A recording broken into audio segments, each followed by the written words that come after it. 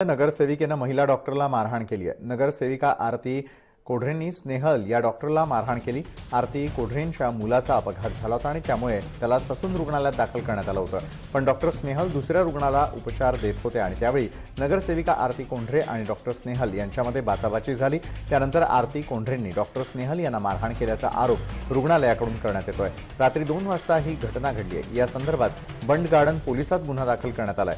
या प्रकरणी अधिक चौकशी करून योग्य कारवाई करण्यात येईल अशी माहिती बंड गार्डन पोलिसांकडून देण्यात आली आहे। डॉक्टरवर असं हल्ला होऊ नये आम्ही त्याचा निषेध करतो।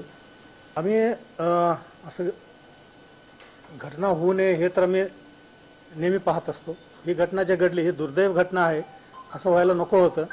हे डॉक्टरवरची हल्ला आहे। त्या ठिकाणी आरती कोंढरे आले तर ट्रीटमेंटसाठी ते सांगत होते सिटी स्कॅन करा वगैरे। त्यावेळी त्यांनी व्हिडिओ शूटिंग करत होते, फोटो काढत होते। मग त्यावेळी जे तक्रारदार आहेत स्नेहल खंडागळे हे म्हणे इथं फोटो किंवा इथं व्हिडिओ शूटिंग करता येत नाही असं सांगून त्यांना मनाई केली। त्याचा राग धरून आरती कोंढरे यांनी त्यांच्या एक चापट मारली। त्याबद्दल बंड गार्डन पोलीस स्टेशनला 353 प्रमाणे गुन्हा दाखल आहे। तपास चालू आहे।